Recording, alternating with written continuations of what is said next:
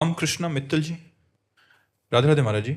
महाराज जी, थोड़ा व्यवहारिक प्रश्न है बट आज समाज को इसकी बहुत जरूरत है। महाराज जी कह रहे हैं कि बहुत प्रयासों के बाद भी पत्नी का सास के साथ अच्छे संबंध नहीं रहना, जिसका कारण फिर पति से लड़ाई। ऐसे में पत्नी का धर्म क्या है और पति का धर्म क्या है, और ऐसे में महाराज जी कैसे बाहर निकला जाए, क्योंकि हर घर में।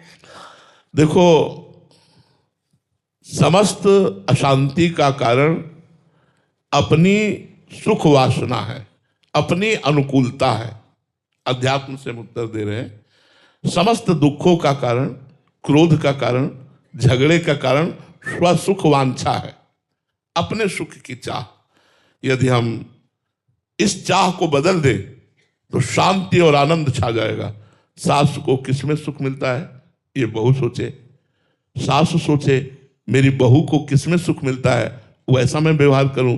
पति सोचे मेरी पत्नी को किसमें सुख मिलता है, वो व्यवहार करूं।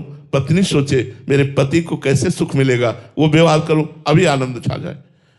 आनंद ना होने का कारण, झगड़ा होने का कारण है स्वसुख वांछा। मेरी बात, मैं जैसा चाहूं, मुझे सुख मिले। जहां ये बात होगी वहां झगड़ा होगा, वहां अशांति होगी। शांति होगी तत्सुख भावना में, और ये अब बहुत कम हो रहा है। दूसरों को सुख देने की भावनाएं कम हो रही। इसलिए कहीं देखा जाता है वृद्धा सास को बहू पीट दिया, कहीं देखा जाता है सास ससुर और पति तीनों एक हो गए और बहू को पीट दिया, बहू सास को पीट दिया। ये सब कहीं देखा जाता है पुत्र जो है अपनी पत्नी की अनुकूलता को लेकर अपने माता पिता का त्याग कर दिया, माता पिता को घर से निकाल दिया। कई तरह की जो अशांतियां गृहस्थी में फैल रही है, उसका कारण है आध्यात्मिक ज्ञान ना होना, भगवान का भजन ना होना।